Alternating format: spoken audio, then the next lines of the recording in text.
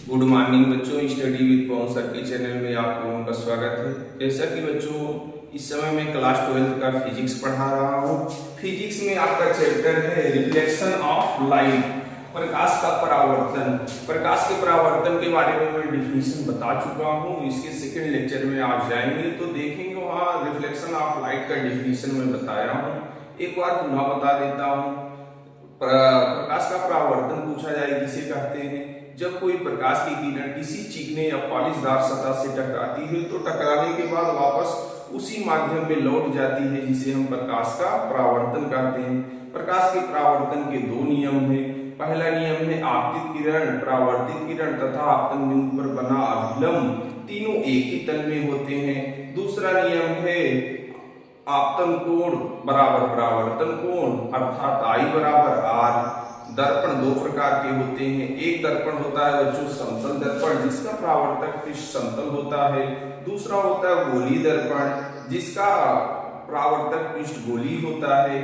गोलीय दर्पण दो प्रकार के होते हैं। एक होता है उत्तल दर्पण, दूसरा होता है अवतल दर्पण। उत्तल दर्पण को हम अपसारी दर्पण कहते हैं और अवतल दर्पण को हम अभिसारी दर्पण कहते हैं। इसलिए अभिसारी दर्पण अवतल दर्पण को कहा जाता है, क्योंकि प्रकाश की किरणों को अवतल दर्पण एक स्थान पर इकट्ठा करता है। अवतल दर्पण को अपसारी दर्पण इसलिए कहा जाता है क्योंकि यह प्रकाश की किरणों को फैलाने का गुण रखता है। पहचान कैसे आप पहचानेंगे कि उत्तल दर्पण है अवतल दर्पण है? अवतल दर्पण जो होता है उसके बाहर देखेंगे, बाहर जो उभरा हुआ पृष्ठ है इस पर पॉलिश किया जाता है, और जो उत्तल दर्पण होता है इसके अंदर पॉलिश किया जाता है, धंसे हुए भाग में पॉलिश किया जाता है तथा इसका परावर्तक तल बच्चों उभरा हुआ होता है। आज मैं प्रतिबिंब बनाना आपको सिखाऊंगा कि जैसे कोई वस्तु या कोई ऑब्जेक्ट अनंत पर रखा जाए तो उसका प्रतिबिंब कहाँ बनेगा। यदि वक्रता केंद्र पे रख दिया जाए तो प्रतिबिंब कहाँ बनेगा। यदि वक्रता केंद्र और अनंत के बीच में रखा जाए तो प्रतिबिंब कहाँ बनेगा। फोकस पर रख दूं तो प्रतिबिंब कहाँ बनेगा। फोकस और ध्रुव के बीच रख दूं तो प्रतिबिंब कहाँ बनेगा। इसके पहले मैं अवतल दर्पण की परिभाषा के लिए लिखवाया था प्रमुख परिभाषाएं। से ध्रुव किसे कहते हैं? परावर्तक पृष्ठ का मध्य बिंदु बच्चों ध्रुव कहलाता है। मुख्य फोकस किसे कहते हैं? मुख्य फोकस बार बार एग्जाम में पूछा जाता है। मुख्य अक्ष के समांतर चलने वाली प्रकाश की किरणें परावर्तन के पश्चात जिस बिंदु पर आकर मिलती हैं, मिल जाती हुई प्रतीत होती हैं, उसे हम मुख्य फोकस कहते हैं। या ऐसा बता सकते हैं कि मुख्य अक्ष के समांतर चलने वाली प्रकाश की किरणें परावर्तन के पश्चात जिस बिंदु से होकर जाती हैं उसे हम मुख्य फोकस कहते हैं। या उत्तल दर्पण में बता सकते हैं मुख्य अक्ष के समांतर चलने वाली प्रकाश की किरणें परावर्तन के पश्चात जिस बिंदु पर आकर मिलती हैं या आभास होता है तो उसे हम उत्तल दर्पण कहते हैं। उत्तल दर्पण का मुख्य फोकस कहते हैं। वक्रता केंद्र पूछा जाए किसे कहेंगे? वक्रता केंद्र जो गोले का केंद्र होता है वही कटे हुए गोले का केंद्र होता है। पूछा जाए वक्रता त्रिज्या किसे कहेंगे? वक्रता त्रिज्या P और C के बीच की दूरी को हम वक्रता त्रिज्या कहते हैं। मैं पूछूं आपसे फोकस दूरी किसे कहते हैं?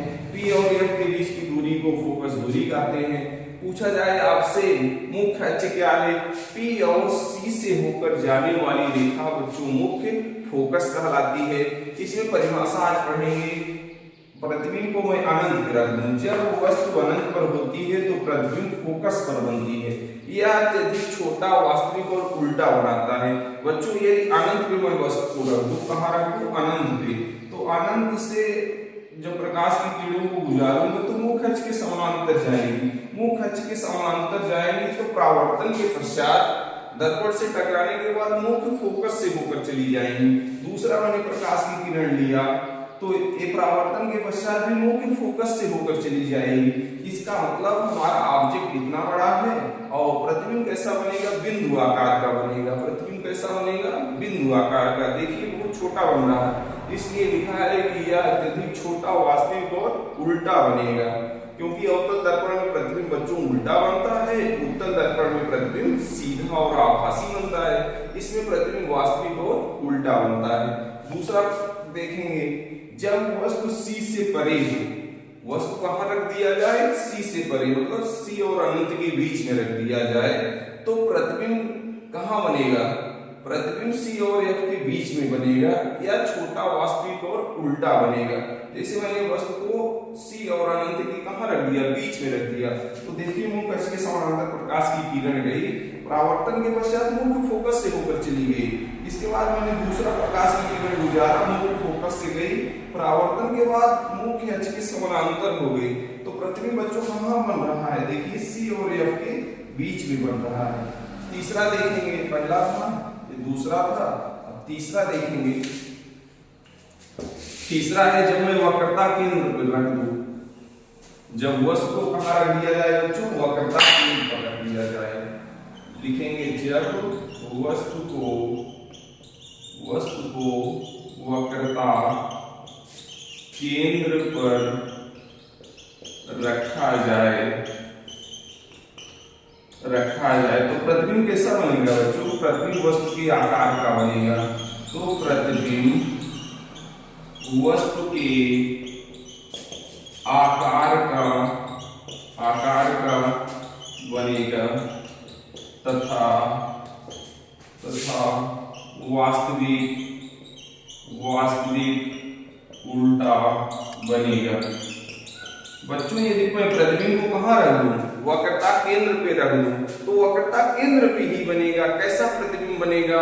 उल्टा बनेगा, लेकिन वस्तु के आकार का बनेगा। देखिए चित्र के माध्यम से देखिए इसको। अवतल दर्पण है। कैसा दर्पण है? अवतल दर्पण। अवतल दर्पण को बच्चों क्या कहते हो? अभिसारी दर्पण, क्योंकि यह प्रकाश की किरणों को एक स्थान पे इकट्ठा करता है। ये मान लो बच्चों वक्रता केंद्र है, ये मेरा मुख्य फोकस है, मैं वस्तु को कहाँ रख देता हूँ? वक्रता केंद्र पे, क्योंकि कहा गया है कि जब वस्तु वक्रता केंद्र पे हो तो प्रतिबिंब कहाँ बनेगा? देखिए मुख्य अक्ष के समानांतर एक प्रकाश की किरण जाएगी, मुख्य अक्ष के समानांतर प्रकाश की किरण जाएगी तो कहाँ से होकर जाएगी? मुख्य फोकस से होकर जाएगी।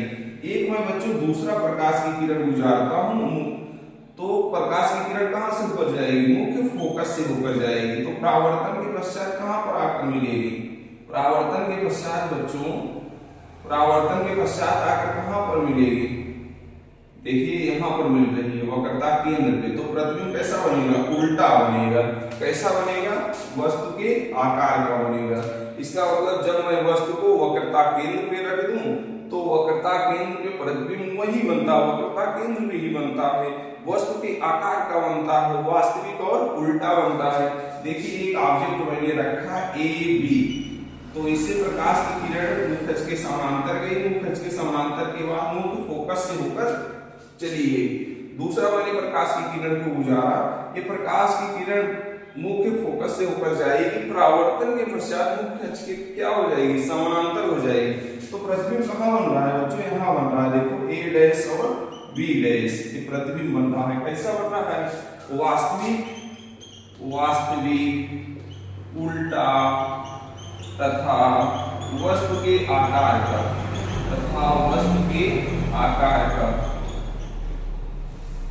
इसको रिवीजन कर लीजिएगा। Thank you.